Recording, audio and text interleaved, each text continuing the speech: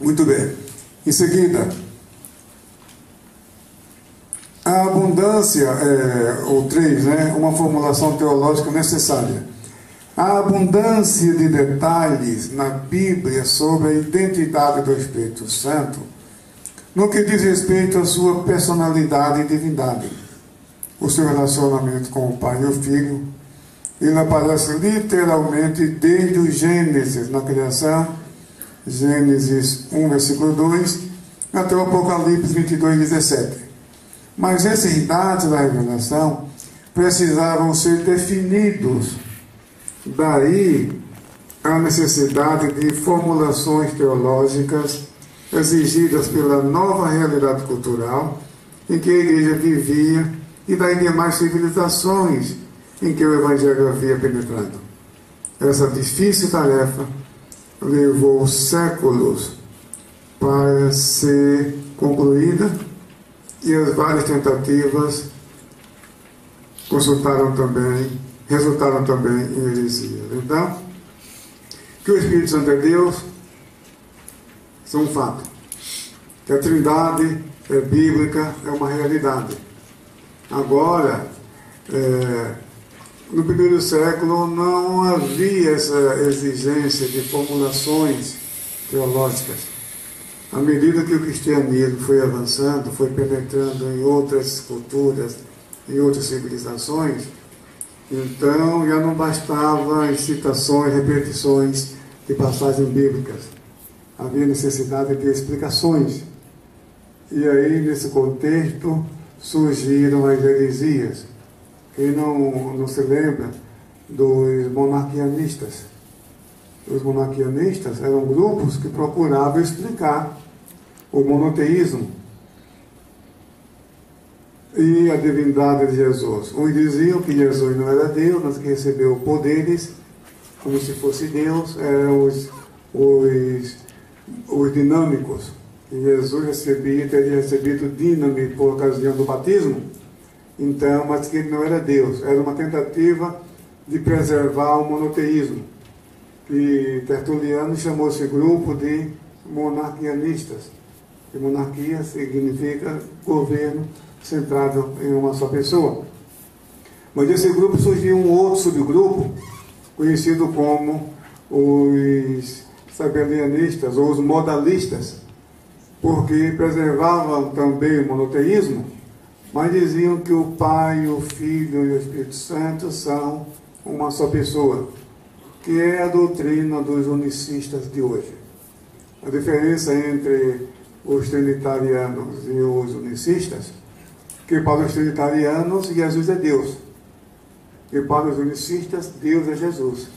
E isso não é meramente um jogo de palavras, isso é profundo e isso é sério. Tá? Então, para eles, Deus é Jesus. E o trinitarianismo ensina que Jesus é Deus. Ele é igual ao Pai, igual ao Filho. São três pessoas, que é um termo inadequado, e isso que confunde muitas vezes os cristãos para crer na Trindade. Para que pessoa? Os ortodoxos chamam de hipóstasis. A palavra hipóstase em grego significa forma de existir.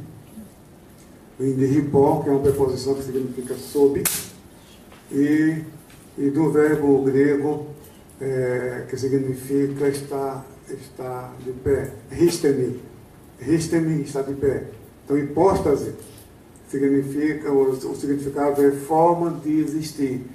E esse ortodoxo que eu falei, Sergei Bulgakov, ele também critica, porque Agostinho pegou a fórmula de Tertuliano, porque Tertuliano, em sua obra Contra Praxeas, no ano 213, ele chama primeiro cada uma das pessoas da Trindade de graus, e depois, mais na frente, ele chama de pessoa, ou seja, de persona, que significa rosto, mas também era a máscara usada nos teatros gregos e romanos, prosopon em grego. Então, esse termo não ficou bom. E os pais capadócios usaram hipóstase, e usam isso até hoje. E Agostinho pegou essa palavra usada por Tertuliano e passou para o Ocidente. Aí quando nós falamos que Deus é trino e uno, e a Trindade consiste em 3 pessoas distintas, o Pai, o Filho e o Espírito Santo, iguais em glória, poder e majestade, e aí realmente tem mais 3 pessoas em uma, como pode ser isso? Então aqui o termo não é bem apropriado. É isso que causa confusão. Então, o Espírito Santo, na Idade Média, foi desenvolvido o chamado seísmo. Seísmo é a doutrina do ser que existe por si próprio, que não depende de ninguém. Então, isso foi criado na Idade Média para se referir a Deus, que existe. Ele disse: eu sou o que sou. Ele tem existência própria. E o seísmo também se aplica ao Filho e se aplica também ao Espírito Santo. Mas não houve interesse ou ficou no esquecimento. E o tempo foi passando, mas o Espírito Santo vinha atuando na vida da igreja.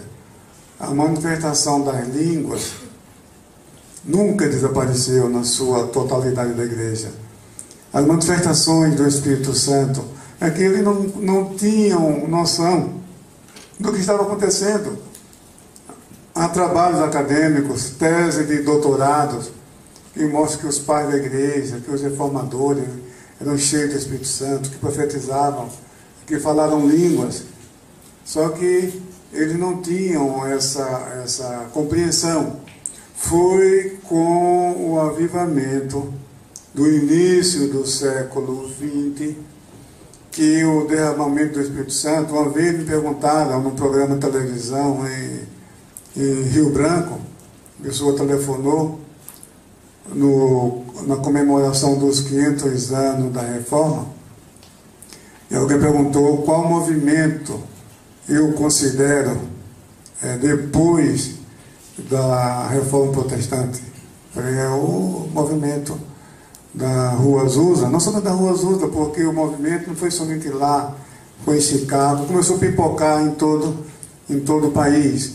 E os primeiros pentecostais do século XX, líderes, digo, eram doutores em teologia, eram pastores de igrejas tradicionais que, movidos pela curiosidade do que estava acontecendo nesses locais onde o avivamento estava acontecendo, eles iam lá, movidos pela curiosidade, e muitos deles foram batizados pelo Espírito Santo, foram cheios do Espírito Santo, voltaram com essa experiência para a sua igreja, e algumas aceitaram, outras não. O tabernáculo do Brooklyn, por exemplo, aquela igreja, o meu filho congregou lá um tempo, quando estudava em Nova York. E ali, meus irmãos, é uma coisa espetacular. São 3 cultos no domingo, 9 horas da manhã. O templo comporta 6.000 pessoas sentadas. E ali o pessoal vai entrando, os diáconos vão organizando, completou, fecha a porta. E agora, filho, espera o culto no meio-dia. Quando termina o culto, 11 horas, que é das 9 às 11, o pessoal sai por uma porta, outro grupo está entrando por outra. E vai entrando, e vai chegando, e vai chegando. E vai. Foi um cinema que eles compraram. Quando lota a nave, aí sobe a escada, tem a galeria, lotou, o diácono e as diaconisas fecham as portas. E o que está na fila espera o culto das 3 da tarde. Quando é 2 horas da tarde, termina o culto, sai aquele grupo. Então, são, portanto, 18.000 pessoas cultuando a Deus no domingo. Culto pentecostal. E o pastor daquela igreja foi informado que é descendente dos pioneiros lá da Rua Azusa. Então, um daqueles que, quando voltou, trouxe a experiência Deus operou e o rebanho se tornou também pentecostal. Tá? Isso aconteceu com muitos pastores. Então, o que acontece aí, houve a necessidade de, assim como aconteceu nos primeiros séculos da era cristã, a necessidade de se criar formulações teológicas sobre Deus, sobre a Trindade, sobre Jesus Cristo, sobre o Espírito Santo. Agora estava havendo a necessidade de formulações teológicas sobre a obra pentecostal, sobre o Espírito Santo. E o que acontece? E hoje, se você entrar numa livraria evangélica, o que você vai encontrar de títulos de livros sobre o Espírito Santo é algo extraordinário. Então, e a gente vê que são autores que, não sendo pentecostais, mas eles têm uma visão correta da obra do Espírito Santo, embora não tenha aquela compreensão sobre os dons do Espírito Santo. Uma vez eu fui convidado para falar numa igreja tradicional, e o pastor, eu dava aula de hebraico na Este, não a Este lá de São Leopoldo, a Este lá em São Paulo, que era a Escola Superior de Teologia Evangélica. Ficava ali perto da estação Santa Cruz, estação do metrô Santa Cruz. Então eu dei aula de hebraico ali, acho que 3 anos ou 4, não me lembro bem. E o professor de grego era pastor de uma igreja tradicional. Ele falou: escuta, o pastor não poderia dar uma palestra na igreja sobre o Espírito Santo? Tá bom, eu vou. Eu entendi que ele queria que eu falasse mais sobre a doutrina pentecostal. E no intervalo, que eram 2 horas da primeira palestra, um intervalo de 15 minutos depois da segunda palestra, e o diácono naquela igreja falando: eu estou encantado com essa palestra sobre o Espírito Santo. E eu tenho o dom do Espírito Santo.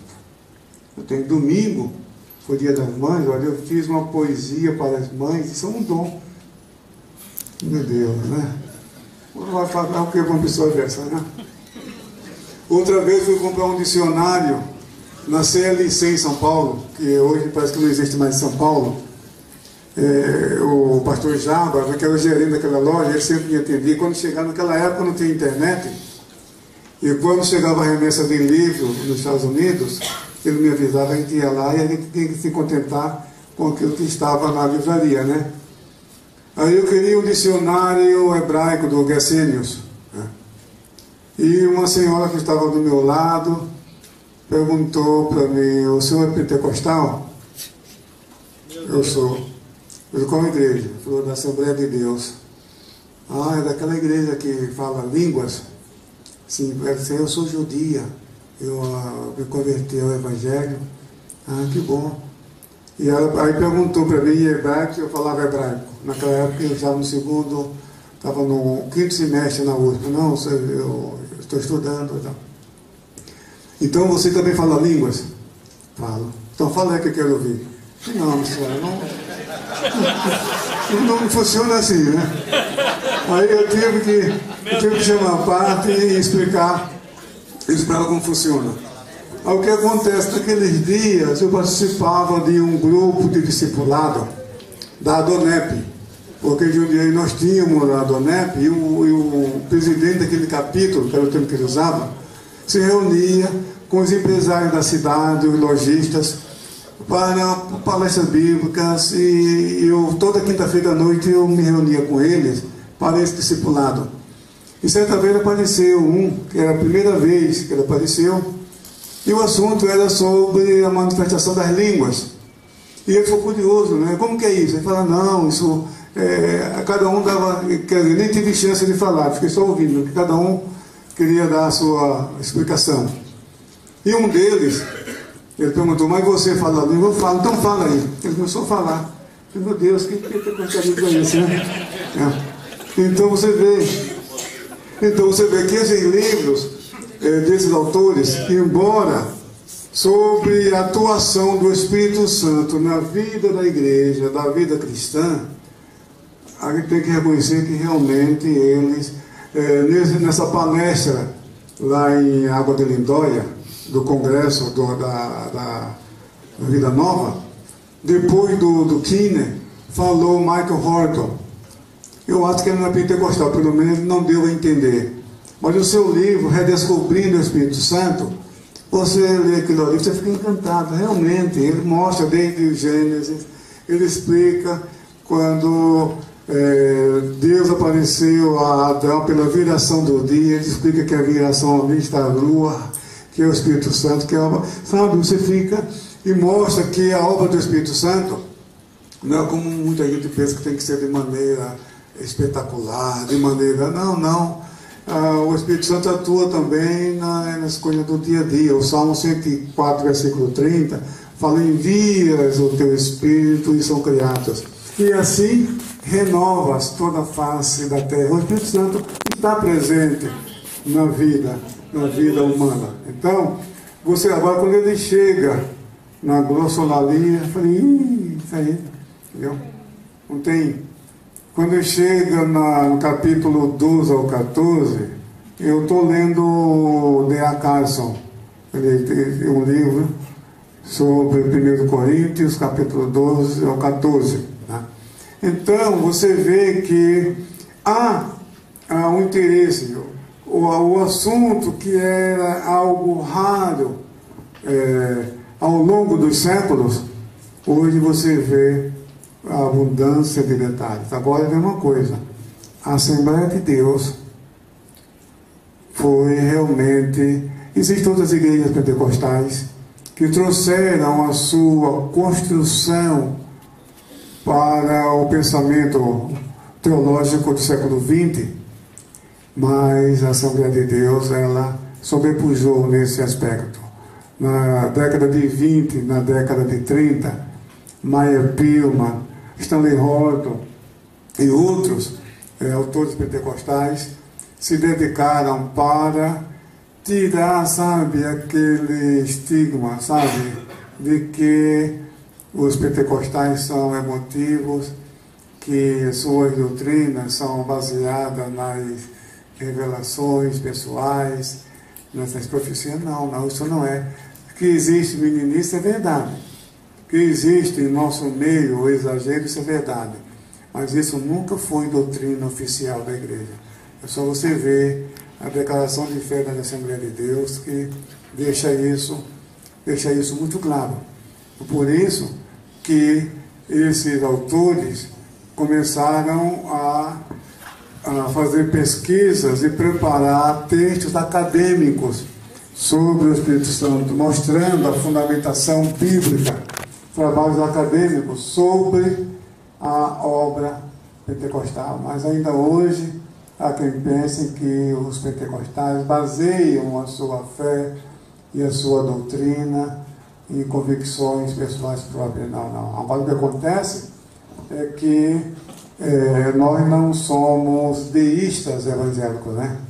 Nós somos teístas. Os deístas são aqueles que creem que Deus existe, mas que está muito longe, né? Que se esqueceu, como diz a própria doutrina, que é como um relojoeiro que criou o relógio, deu corda e deixou por conta própria. Então, os deístas são aqueles que dizem que Deus criou o mundo, criou os céus e a terra, criou os homens, os animais, criou todas as coisas, mas que não está nem aí, é cada um por si. Então, quer dizer que o homem não tem responsabilidade diante de Deus. Isso é a doutrina deísta. Infelizmente, há cristãos, porque os deístas geralmente são pessoas que não são cristãs, né? Os estoicos, os epicureus, diziam que Deus não está nem aí com nada. E muitos entendem que Flávio Joséfo, quando escreve o que aconteceu no período interbíblico, estava mostrando o cumprimento das profecias de Daniel, e com isso estava refutando o deísmo. Como que Deus se preocupa com os seres humanos, de modo que mostrou para Daniel os impérios futuros, mostrou para Daniel o Império Medo-Persa, mostrou para Daniel o Império Macedônio, a chegada de Roma. Então, mas infelizmente existem cristãos que acham que o cano se encerrou ali, que Deus só fala ali. Não, nós entendemos também que o cano está fechado. Isso é verdade. Nós não temos nenhuma obra de autoridade igual à Bíblia, somente a Bíblia. O cano está concluído, está encerrado. Mas Deus continua falando. É o que diz Pedro no dia de Pentecostes, na pregação, quando ele citou o profeta Joel. Que Deus fala com homens, mulheres, servos, livres, velhos, idosos, jovens. Agora o Espírito Santo para todos. Se no Antigo Testamento era só para alguns escolhidos por Deus para uma obra específica, como alguns reis, como os profetas e juízes e assim por diante, agora o Espírito Santo vem sobre toda a carne, quer dizer, sobre todas as pessoas, sobre todos os seres humanos. Então, Deus, a comunicação divina, ela continua.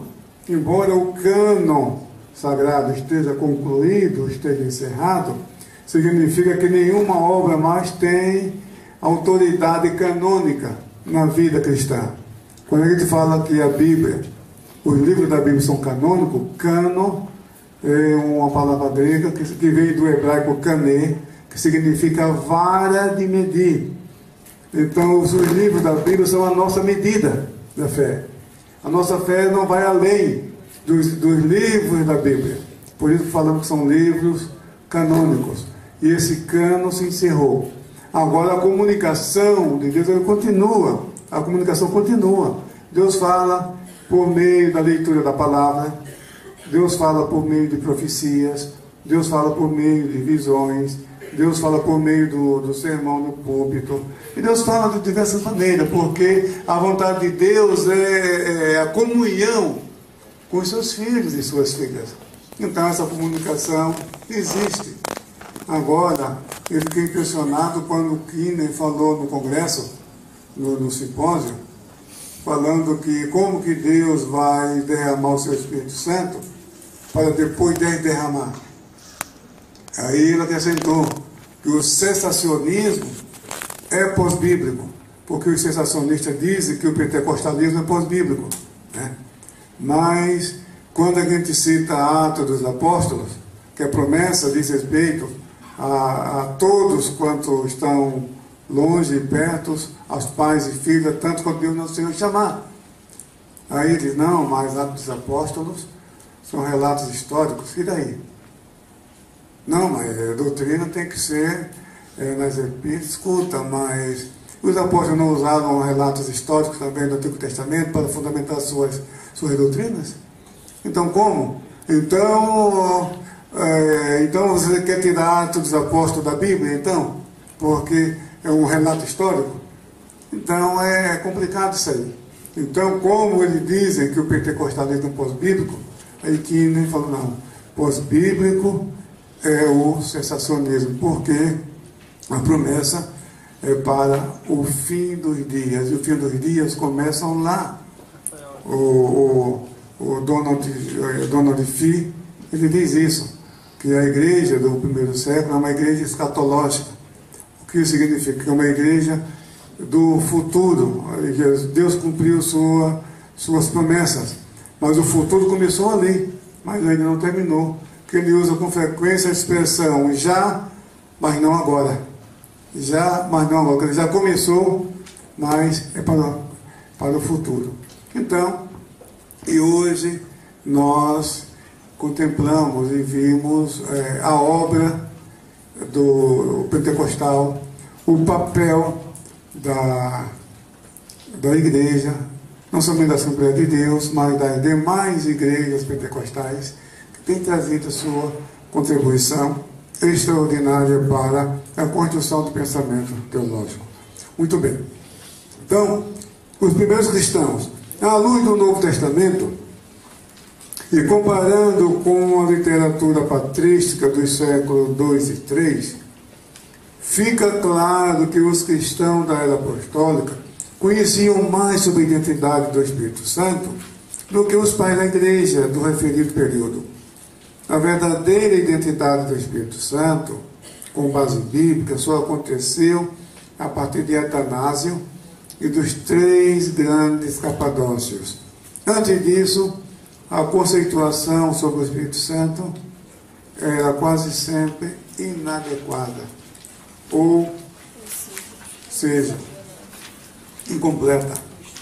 Porque se você ler Justino Marte, se você ler Irineu de Leão, toda vez que eles, ou na maioria das vezes que ele cita o Espírito Santo, ele fala que inspirou os profetas. Toda vez que menciona o Espírito Santo, aquele que inspirou os profetas. Então, como está dizendo que ele é Deus, porque foi Deus que inspirou os profetas. Então, ele usava essa expressão. Agora, Atenágoras, o que sobrou da obra dele é muito pouco, muito pequenininho. Mas ali ele coloca o Pai, o Filho e o Espírito Santo realmente mostrando com clareza meridiana de que ele estava se referindo à Trindade. Então, com o tempo, eles perderam esse conhecimento e também a experiência. Então, se contentavam com a recitação dos credos. Iam para a igreja, e não tinham Bíblia. Ainda ontem estava falando em Recife, na escola bíblica.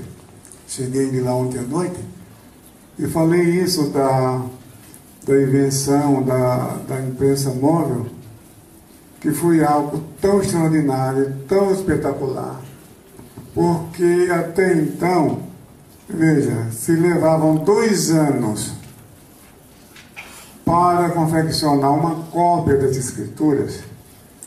Gutenberg imprimiu 200 exemplares em 5 anos. 200 exemplares em 5 anos corresponde a 40 exemplares por ano. Mas você fala, mas tão pouco. Se a gráfica da Bíblia imprime a cada 3 segundos uma Bíblia, a cada 3 segundos imprime uma Bíblia. Você acha que é um avanço? 40 Bíblias por ano? Sim, mas em relação ao que era antes, uma cópia em 2 anos, e agora, 2 anos seguiam 80 cópias. Realmente foi um avanço extraordinário. Mas isso foi se aperfeiçoando. Mas sabe o que significa? E antes, as Escrituras eram raras e pouquíssimas pessoas tinham acesso a elas. E nem todas as igrejas tinham uma cópia completa das Escrituras Sagradas. E agora, Deus possibilitou que cada ser humano tenha para ser uma cópia, pelo menos uma cópia das Escrituras. E dependendo do país, como o Brasil, você tem o privilégio de ter várias cópias, várias traduções dos seus vários níveis de linguagem. E isso não é pouca coisa. Então hoje, cada ser humano tem acesso às Escrituras. Se não tem o livro impresso, pode acessar na internet. E vai encontrar a Bíblia lá também. Então, mas na época,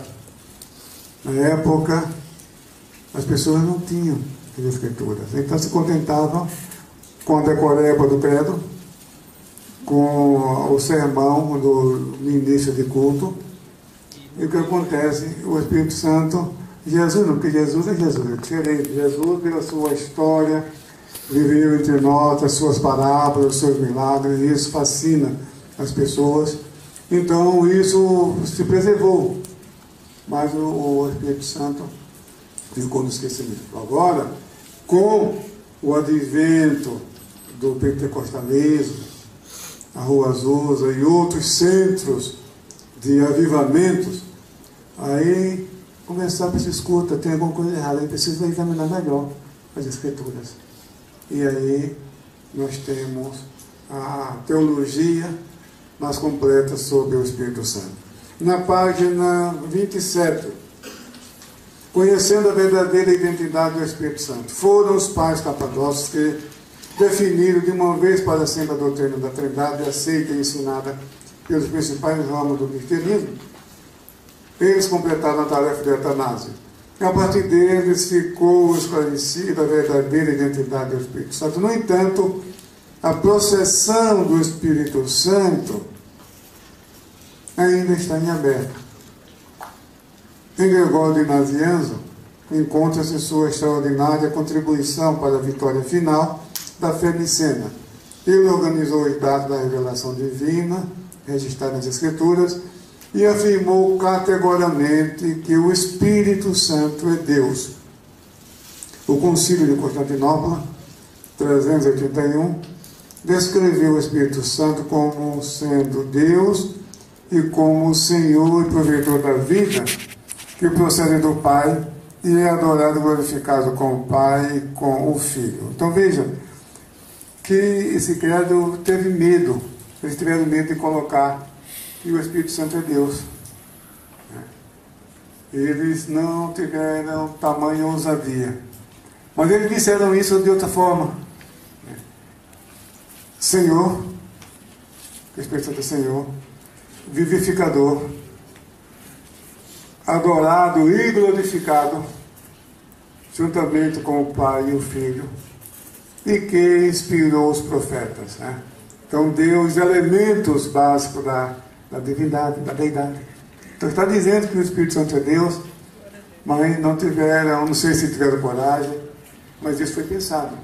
Porque é importante pensar, analisar o seguinte: os clássicos, os escritos clássicos, não somente a Bíblia Sagrada, não somente os escritos cristãos, mas os clássicos de um modo geral, cada palavra ali, ela é muito bem pensada e muito bem estudada. Quem escreveu cada um desses pontos sabe o que está dizendo, sabe o que está fazendo, e tudo é muito bem pensado. Então, devemos tomar muito cuidado, porque isso aqui foi muito bem pensado, foi analisado. Por que não colocar o Espírito Santo é Deus? Por causa do medo da experiência amarga do Homo Úcius, do credo niceno? Talvez. Mas o certo é que ficou definido de uma vez para sempre. Agora, a dupla processão, aí sim, ainda há controvérsia, Ainda há controvérsia. Karkheim, você vê, Karkheim foi professor da minha filha, no fundo. Ele é professor ainda hoje lá. Ele é acho que finlandês. É luterano e é pentecostal. Luterano e pentecostal. Então você vê a dimensão, quer dizer, aquilo que no passado estava restrito aos pentecostais, que era um título que os pentecostais eram emotivos, que sua doutrina não tem fundamentação bíblica. O autor do livro O que é isso a dizer? Ele se defende ali dizendo, escuta, como? Porque alguns até nos comparavam como espíritas. E ele disse, escuta, como eles podem nos comparar com os espíritas, visto que nós cremos na inspiração e autoridade da Bíblia, igualmente eles creem. Nós cremos na Santíssima Trindade da mesma forma que eles acreditam. Nós cremos que Jesus morreu pelos nossos pecados, que ressuscitou dentre os mortos, que foi concebido pelo Espírito Santo no ventre de uma virgem, como eles creem também. Nós cremos que todos os seres humanos nasceram pecadores, que só Jesus é o Salvador. Agora, como vai nos comparar com esses grupos heterodoxos? Então, ele se queixa. Então, naquela época, havia uma visão, eu diria, preconceituosa sobre os pentecostais. Mas agora a gente vê que as igrejas tradicionais do passado, muitas delas já se consideram pentecostais. Conheci um pastor batista que foi meu aluno de hebraico. Ele é pentecostal e ensina a doutrina, o batismo do Espírito Santo na igreja. Nós temos uma igreja presbiteriana chamada Igreja Presbiteriana Renovada, pentecostal. Então, que é isso, a dimensão da obra pentecostal. Ele não sabe até onde isso vai.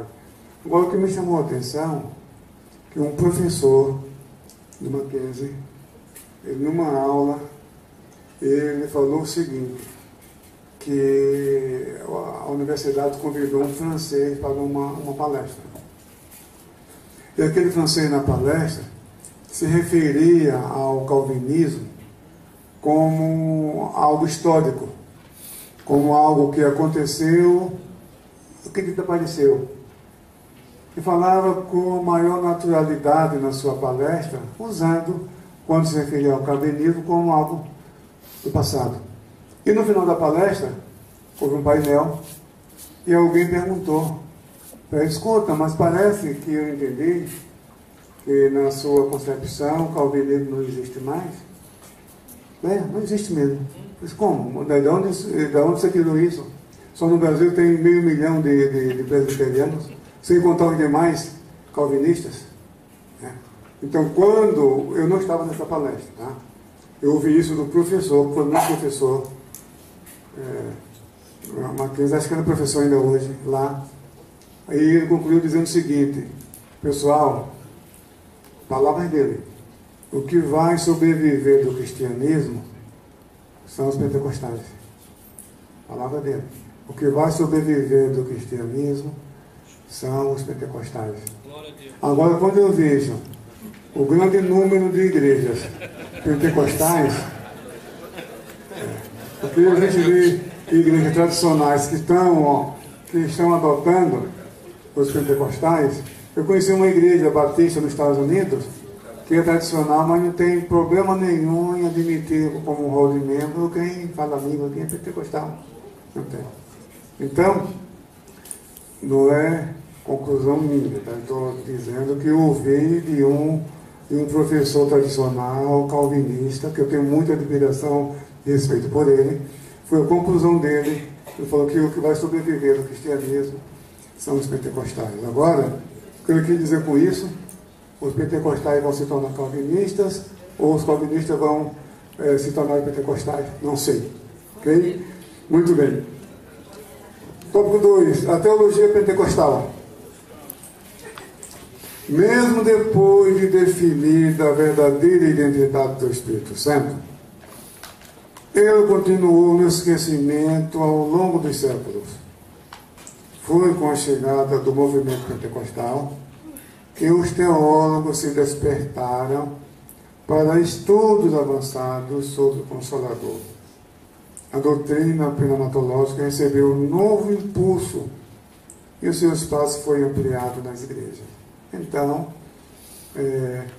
isso que eu falei das obras sobre o Espírito Santo, os títulos que envolvem o Espírito Santo, de autores pentecostais, de autores não pentecostais, ainda que eles tenham uma visão diferente sobre o sinal do batismo no Espírito Santo, porque muitos se consideram pentecostais, se definem como pentecostais, mas dizem que não aceitam a ideia de que o falar em línguas seja a marca, o sinal inicial do batismo no Espírito Santo.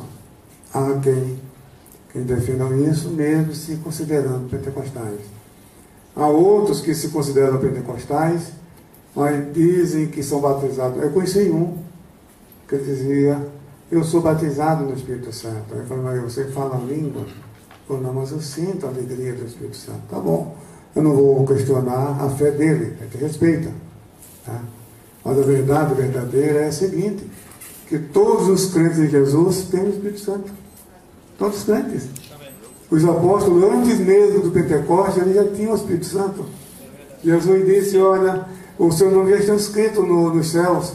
Quando os discípulos voltaram daquela missão, ele disse, Senhor, em teu nome até os demônios se nos sujeitam. Ele disse, tá bom. Eu via Satanás cair do céu como um raio. Mas não fica alegre com isso, não. Vocês devem se alegrar primeiro porque vocês têm o nome escrito no céu.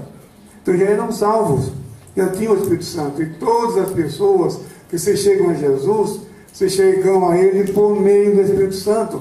Ninguém, a verdadeira identidade de Jesus só é possível por revelação, não tem outro jeito. Jesus falou para Pedro, quando ele disse: tu és o Cristo, o Filho de Deus vivo. Jesus está bom, Pedro, mas só que foi o Pai que tu revelou. Paulo disse: ninguém pode dizer que Jesus é o Senhor, senão pelo Espírito. Então, todos os cristãos, pentecostais ou não, têm o Espírito Santo. Porque, na verdade, já foi o Espírito Santo que conduziu todos eles para Cristo. Segundo Jesus, sou filho de Deus, sou nova criatura. Agora o que acontece é que ele perde a bênção, né? Quer dizer, Deus deu mais para ele e não quis, né? Então é isso, olha, Deus tem essas bênçãos adicionais para você. Se você não quer, tá bom. Jesus não vai forçar também. Tá? Mas são crentes, são salvos, estão ganhando alma para Jesus. Tudo bem. Agora, quando ele disse que eu não falava a língua, mas que o Espírito Santo, tá bom, mas a nossa interpretação, a Assembleia de Deus, é que as línguas são um sinal visível inicial do batismo no Espírito Santo. Agora, se a pessoa não fala mais em língua e não tem mudança de vida, então é meio estranho esse batismo dele, né? Tá? Devemos tomar muito cuidado. Então, o pastor Walter Brunelli escreveu um livro, Teologia Sistemática, e ele me perguntou se eu podia escrever o prefácio do capítulo, de um dos capítulos sobre o Espírito Santo. Tá bom, eu farei com muito gosto. E quando eu li, fiz o prefácio e falei para ele de uma obra que fala, que compara as línguas dos pentecostais com as línguas do oráculo de Delfos. Eu falei: isso é uma profanação. Seria bom que você analisasse isso, porque a obra dele é muito bem fundamentada. É um trabalho acadêmico, mas apresenta em sua própria experiência, a experiência da igreja, uma obra respeitosa, refuta os sensacionistas com classe e com elegância, um trabalho extraordinário. Então, eu falei: veja, eu dei a fonte. Eles comparam uma obra que muitos de vocês devem ter. Compara os oráculos de Delfos, que era uma pessoa que ficava ali, sentada num banco de 3 pés, cabelos esvoaçando, e falava palavras inteligíveis, sonidos. E quando a pessoa fazia aquela consulta, saía, e ali tinha os... Foi aí que é usado até um profeta, né? A palavra profeta significa, vem de femi, que é falar, e pro, que é antes, né? Quer dizer, falar antes. Mas era um nome dado, na época tinha o sentido de professor. Então tinha aquele grupo ali que interpretava o que aquela mulher ali falava. Então, aquelas línguas que ela falava, então essa obra, que é um dicionário, estou quase dando o nome do santo, né? Compara isso com as línguas estranhas dos pentecostais. Eu sou um teólogo, sabe? Chega a um nível desse, né? Sabe, é deprimente até, porque muitos teólogos são tradicionais, mas respeitam, reconhecem, embora eles não acreditam, acham que para ele não serve, mas tem aquele respeito. Para fazer uma analogia dessa, eu achei isso uma aberração. Mas, concluindo, meus irmãos, muitos teólogos tradicionais, alguns estão, eu citei o Carcai, que é um teólogo luterano, professor de teologia do Fuller, e é pentecostal. Agora, eu não sei como ele interpreta a ideia, sabe, do início, o sinal do batismo do Espírito Santo, se ele pensa como a gente. Eu não sei, eu tenho acho que uns 5 livros dele, eu não tive tempo de ler nenhum ainda, né? Ele fica escrevendo, e eu preciso tirar um tempo, estou com uma pilha de livros assim para ler, mas acaba já mandou mensagem já dando. Interessante que dá o texto e dá o prazo também, né? Aí a gente fica de saia justa, mas eu preciso ler também, senão daqui a um pouquinho eu vou virar um dinossauro, né? Vou ficar atrasado, né? Entendeu? Então, isso é um avanço realmente extraordinário. É uma grande contribuição para a doutrina do Espírito Santo. Sua relação com o Espírito Santo. A doutrina pentecostal vem desde o Pentecostes. Pós-bíblico é o sensacionismo. Eu falei isso aqui reiteradas vezes. Pois há abundantes provas das manifestações do Espírito Santo ao longo da história da Igreja. A teologia pentecostal é fundamentada nas Escrituras Sagradas. Ela é histórica e mantém o pensamento da teologia dos reformadores. Interessante, eu estava lendo um livro titulado Pentecostal Reformado. Tá? E me chamou a atenção um detalhe que ele menciona ali.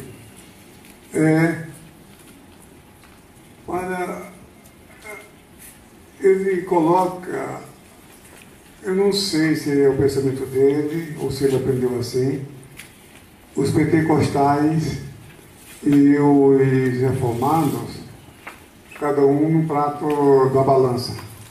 Né?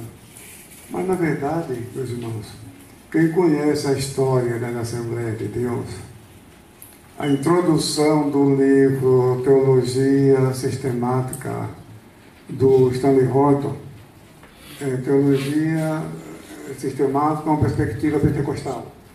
A introdução daquele livro mostra que no segundo Concílio Geral da Assembleia de Deus, ou seja, na segunda Convenção Geral, que aconteceu em 1916, ali eles se reuniram e definiram o seguinte, porque até então os unicistas estavam juntos, porque a primeira convenção, o primeiro concílio, aconteceu em abril de 1914, que Eudórios, Eugênio Eudórios, que era editor de uma revista evangélica, ele vendo que muitos líderes de igrejas que antes eram tradicionais, agora se tornaram pentecostais, ele vendo para não haver dispersão desses grupos, então, como ele era editor de uma revista, tinha o endereço dos assinantes, então ele mandou um convite para esses líderes para uma reunião e explicou naquele convite o motivo da reunião. E esses líderes apareceram e disseram, olha, nós precisamos nos unir, precisamos criar instituição missionária, precisamos criar seminários, é uma experiência nova, temos muito ainda o que aprender, temos muito o que fazer pela frente. Então, aí deu o nome de Assembleia de Deus, disse, olha, cada igreja, porque já tinha igreja, já tinha o seu nome específico, já tinha, não, a sua autoridade na igreja permanece a mesma, a estrutura permanece a mesma, o nome permanece a mesma, a Assembleia de Deus é o nome da convenção. Muito bem, mas na segunda convenção, na segunda Assembleia, que aconteceu 2 anos depois, ele definiu o seguinte, a doutrina, a teologia da Assembleia de Deus é a teologia dos reformadores, com alguma adaptação sobre a doutrina da igreja, sobre a escatologia, mas fora isso, a doutrina assembleiana é a doutrina dos reformadores. E a prática é de Wesley, não seguiu o ensino do grupo Holiness. Pronto. Por isso, aí os unicistas se retiraram literalmente, imediatamente da reunião, que eles não concordavam com isso, porque a teologia reformada é uma teologia trinitariana. Então, eles saíram. Então, irmãos, eu sempre entendi que o eixo, a parte principal da teologia da Assembleia de Deus é a mesma de Lutero, do Calvino, dos reformadores, com exceção de alguns detalhes. Muito bem. Agora, esse autor, ele coloca, eu não li tudo ainda, mas ele tenta explicar como, sendo pentecostal, se tornou calvinista. Tá? Então, eu vou concluir ainda essa leitura. Mas, eu não sei, para ser pentecostal, não importa qual a denominação que a pessoa pertence. Porque a Trindade é a mesma, o Deus é o mesmo, a Bíblia é a mesma. São detalhes. Quando a comissão se reuniu para preparar a declaração de fé da Assembleia de Deus, cada membro da comissão recebeu uma cópia dos 5 credos ecumênicos, credo dos apóstolos, credo niceno, credo constantinopolitano, credo de Calcedônia e o credo de Atanásio. E também uma cópia das confissões de fé de Zwinglio, que foi a primeira, a confissão de Augsburgo de Lutero, que foi preparada por Felipe Melanchthon, a segunda confissão helvética, a confissão gaulesa, que foi preparada por Calvino, a confissão de Westminster. Olha, vocês leiam, estudem, examinem, e a gente se reúne, foi estabelecida uma data, e aí vamos ver o que eles têm e nós não temos, e o que nós temos e eles não têm. E vamos preparar a nossa declaração de fé. E assim que foi feito. Então, meus irmãos, a parte central, principal da teologia dos reformadores é a mesma teologia nossa. Então, nós não temos dificuldade alguma. Então, esses pastores tradicionais da época, que eram pastores presbiterianos, metodistas e outras anglicanos e assim por diante, que foram para visitar esses movimentos por curiosidade, porque todo mundo falava, e muitos deles lá foram também, receberam o poder do Espírito Santo, foram batizados do Espírito Santo, foram renovados, e perceberam que tinha fundamentação bíblica, e que era algo de Deus, voltou para a igreja. Em alguns casos eles foram expulsos. A diretoria da igreja não aceitou, a igreja não aceitou, mas outros aceitaram. Eu dei o exemplo da igreja no tabernáculo do Brooklyn, em Nova York, que é resultado desse trabalho. Então, eles prepararam. Então, é bom deixar isso claro, que a teologia pentecostal, a doutrina do Espírito Santo, que foi desenvolvida na década de 20 e na década de 30, foi preparada por pessoas bem qualificadas, pessoas teologicamente preparadas. Não foram pessoas emotivas que receberam o batismo no Espírito Santo e agora foram escrever, não. Eram teólogos já com experiência no seu ministério pastoral, que agora receberam uma nova experiência e procuraram na Bíblia dar uma fundamentação acadêmica. E nós temos na CPAD comentário de Gálatas, de Filipenses e Colossenses, feito por Frank Boyd. Foi uma dessa equipe que preparou estudos acadêmicos, sistemáticos, sobre o Espírito Santo e sobre o batismo no Espírito Santo. Considerações finais. O Novo Testamento, a manifestação do Espírito Santo pode ser, no Novo Testamento, a manifestação do Espírito Santo pode ser classificada em 2 etapas. Antes do Pentecostes, na vida de Jesus, depois do Pentecostes, na vida da igreja. Donald Fee, ele coloca como um divisor de águas, quando Jesus disse: quem crê em mim, rio de águas vivas fluirão do seu ventre. Aí João colocou uma observação, ele falou isso porque ainda não tinha sido glorificado. Então, Donald Fee coloca essa passagem como divisor de águas, antes E depois, muito bem, ele atuou, o Espírito Santo atuou na concepção virginal de Jesus no ventre de Maria. Aqui nós temos a referência bíblica. E em todo o ministério terreno de Jesus, outra referência bíblica, Atos 10:38, no Evangelho de João 14:16, aqui nós temos realmente um tratado de teologia. João 14:16 é o curso de pneumatologia sobre o Espírito Santo. Há um estudo profundo e rico sobre a personalidade e deidade do Espírito Santo, bem como sua missão. Essa missão pode perfeitamente ser vista na vida dos apóstolos, principalmente a de Paulo, no livro de Atos. Todos esses acontecimentos são ainda hoje objeto de estudos e pesquisas que enriquecem a cada dia a teologia cristã. Nisso está a contribuição dos pentecostais na construção do pensamento teológico no nosso século. Amém? Portanto, meus queridos irmãos e amigos, que Deus abençoe e caminhe a cada um em nome de Jesus.